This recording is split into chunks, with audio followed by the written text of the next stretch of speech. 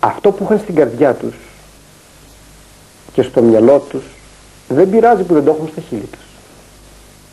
Όμως το έχουν στην καρδιά τους και στο μυαλό τους τόσο στέρεα, και αυτό το στέρεο υλικό, την ηθική παρακαταθήκη, την έχουν αποθέσει στην καρδιά τους η καλομάνα, η γιαγιά, ο παππούς, με τα τραγούδια, με τους χορούς, με τα παραμύθια.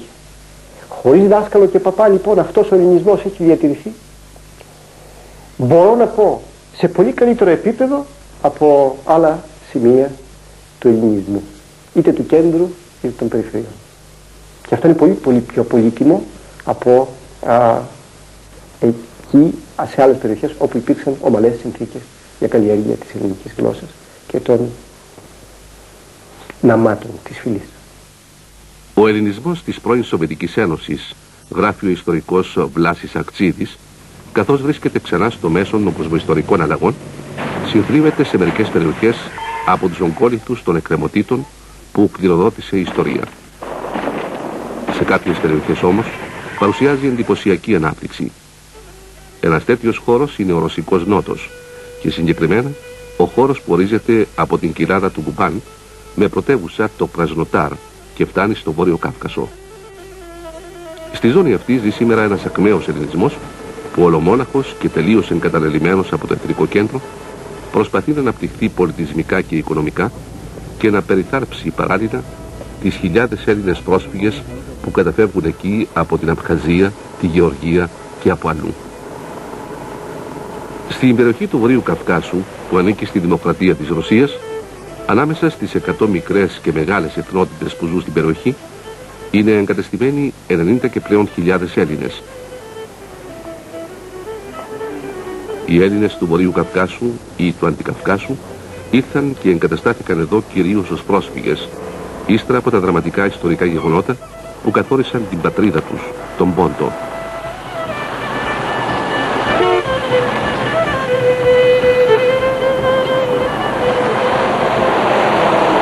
Ο Ρωσικός Νότος είναι μια από τις περιοχές όπου είχαμε πολύ σημαντική ελληνική παρουσία. Η αρχαία ελληνική παρουσία ανάγεται στις πόλεις του 6ου και 5ου π.Χ. αιώνα, οι οποίες φτάνουν την ελληνιστική περίοδο να δημιουργούν το βασίλειο του Κυμέριου Βοσπόρου. Ήταν ένα ελληνιστικό βασίλειο του Βόρειου Εύξηνου Πόντου, απολύτως ελληνικό, το οποίο ήταν ουσιαστικά σαν συμμαχία πολλών ελληνικών πόλεων κάτω από την δίκτυα του Παντικαπαίου που ανήκε στην Κριμαία τότε. Αργότερα η κάθοδη των βαρβαρικών φυλών, κυρίως σκυθικής προέλευσης, βάζει τέλος σε αυτή την παρουσία την ελληνική, η οποία ξαναεμφανίζεται τον 19ο αιώνα, όταν έχουμε χιλιάδες Έλληνες να μετακινούνται από τον χώρο του Μικρασιατικού Πόντου προς το Ρωσικό Νότο. Και έτσι στην κοιλάδα του Κουμπάν, που έχει πρωτεύουσα το Κρασνοντάρ, τότε Εκατερινοντάρ, δημιουργείται μια ισχυρότατη ελληνική κοινότητα, δημιουργούνται ελληνικά χωριά και, και βλέπουμε ότι το πολιτικό κίνημα του Πόντου έχει στο χώρο αυτό της Νοτιού Ρωσίας ένα από τα σημαντικά του κέντρα, είναι από τα δυναμικά κέντρα. Κρασνοτάρ, μια πόλη 800.000 κατοίκων στην παιδινή περιοχή Κουπάν του Αντικαυκάσου. Το Κρασνοτάρ, που χτίστηκε το 1792 σε ελώδη περιοχή στις όχθες του ποταμού Κουπάν από την αυτοκράτηρα Εκατερίνη τη Δευτέρα της Ρωσίας με το όνομα Εκατερινοντάρ, δηλαδή τόπος της Εκατερίνης, σήμερα είναι η πρωτεύουσα της επαρχίας Κουπάν της Νοτιού Ρωσίας. Η πόλη χτίστηκε για να στεγάσει τους Ζαπορόλους Κοζάκους, μια πολεμική φυλή του Καυκάσου. Κοζάκους οι Ρώσοι ονομάζουν τους στρατιώτες του Καυκάσου. Η πόλη στη συνέχεια απετέλεσε έδρα του αταμάνου των Κοζάκων του Κουπάν, που περιλάμβανε πολυάριθμα στρατιωτικά ιδρύματα. Οι κάτοικοι της επαρχίας αυτής απολάμβαναν, ύστερα από απόφαση της αυτοκράτηρας Εκατερίνης της Μεγάλης, πλήστα προνόμια. Μεταξύ των προνομίων ήταν και η απαγόρευση της διαμονής στην πόλη Ισραηλινών πέραν των 48 ώρων.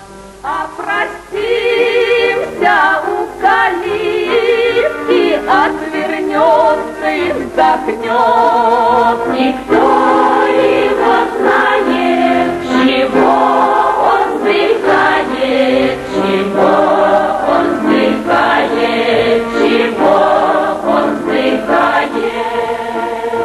Η πόλη του Εκατερινοτάρ το 1920 με την επικράτηση του κομμουνισμού μετονομάστηκε Κρασνοτάρ, δηλαδή κόκκινος τόπος.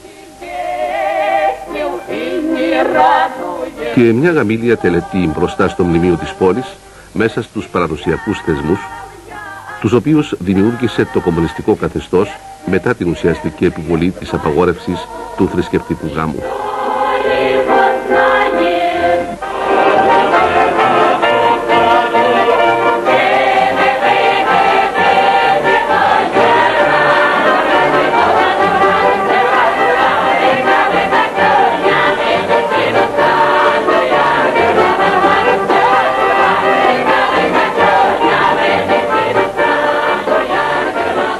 Σήμερα περνάμε πολύ δύσκολη εποχή, η εποχή της αλλαγής.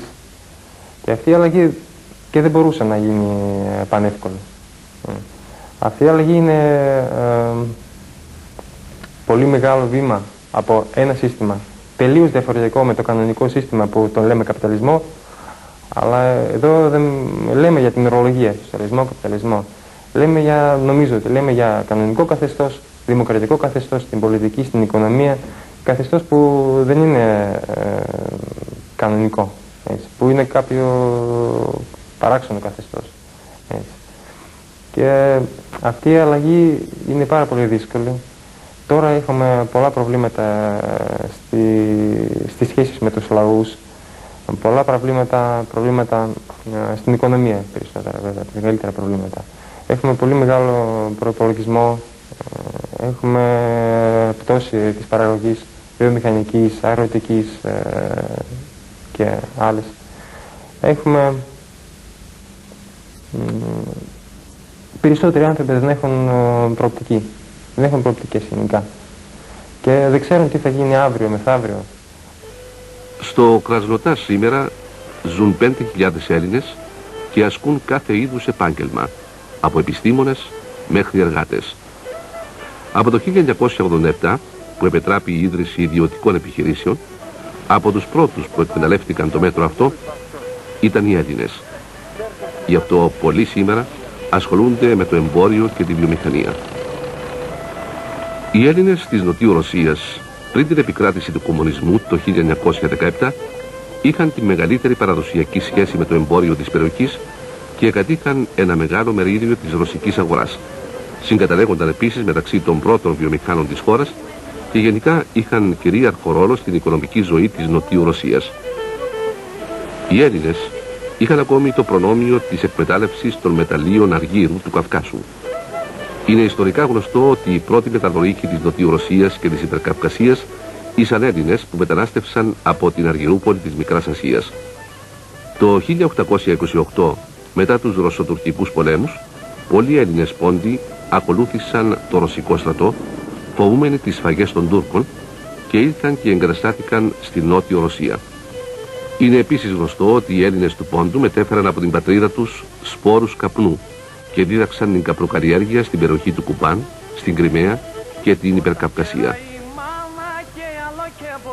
Εδώ δημιουργείται στη Σοβιετική περίοδο το Εθνικό και Πολιτικό Κέντρο των Ελλήνων. Όλη τη Σοβιετική Ένωση πραγματικά βλέπουμε να βρίσκεται στην κοιλάδα του Κουμπάν, στο Κρασνοντάρ, στο Ροστόφ και στην κομμόπολη Κρίμσκ.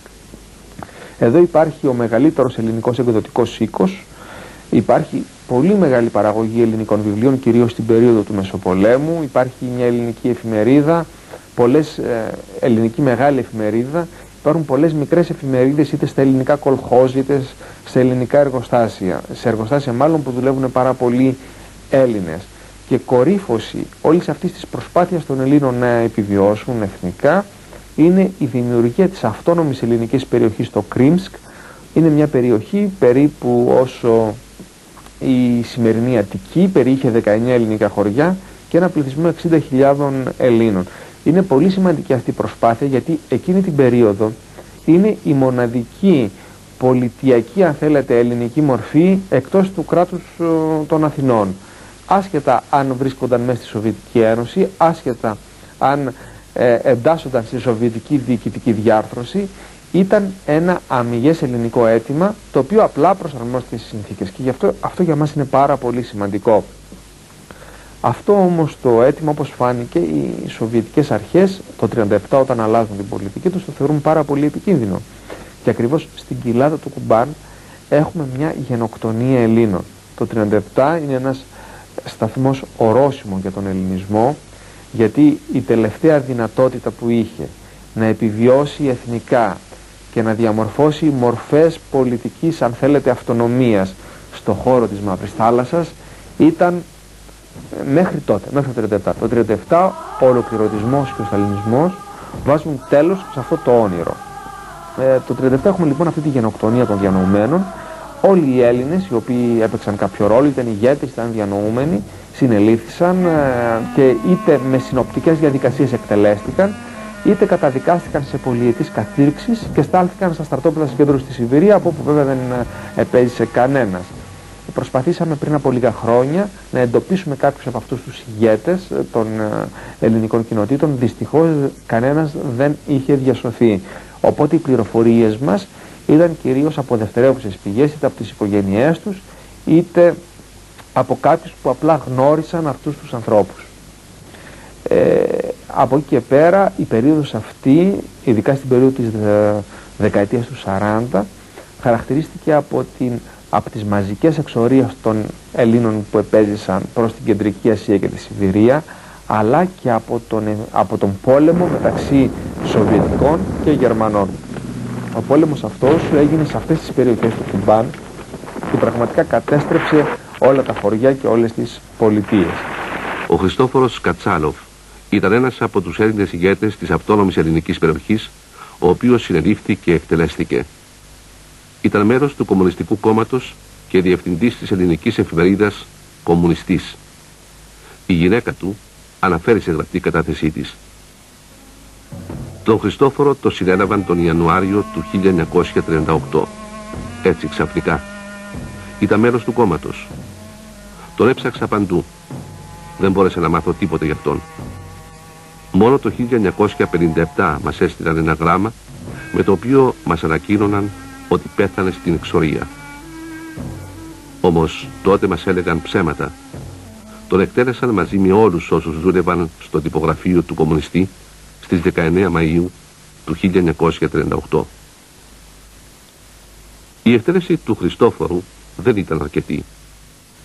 Και συμπληρώνει η Μαρία Κατσάλοφ: «Εμένα με θεωρούσαν σαν γυναίκα του εχθρού του λαού.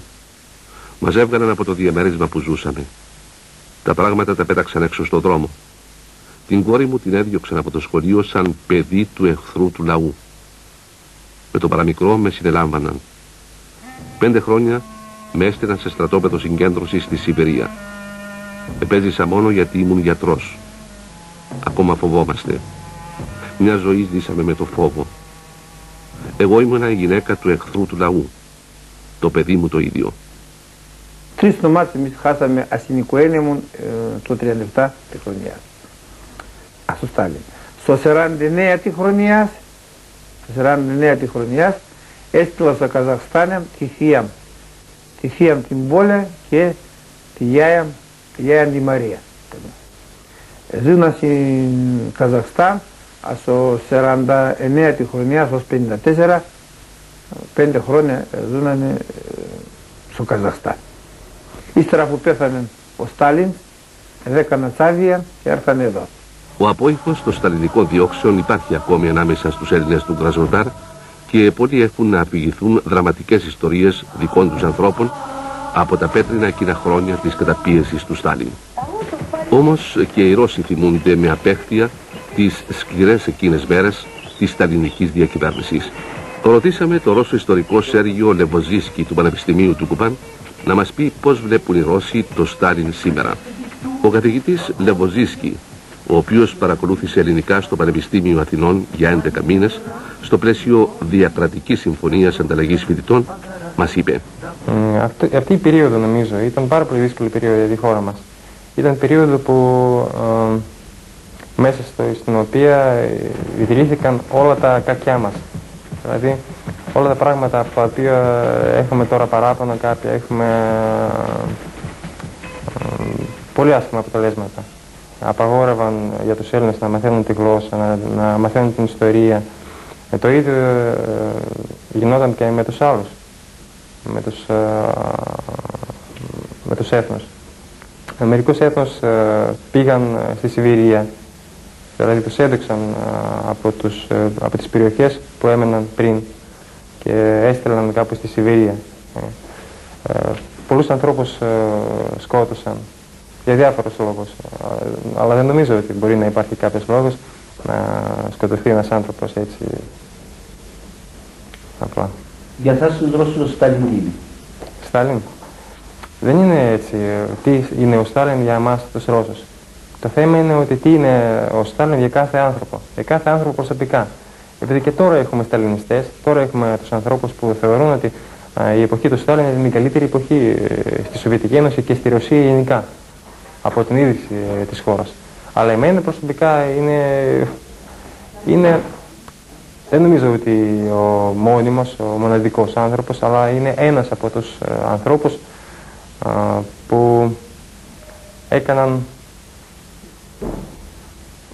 πάρα πολύ άσχημα πράγματα για τη Ρωσία. Και ένας άνθρωπος που ίδρυσε ένα σύστημα που δεν είναι παράδειγμα για τους άλλους, για τους υπόλοιπους. 70%, 75% δεν τον θεωρούν τον καλό άνθρωπο.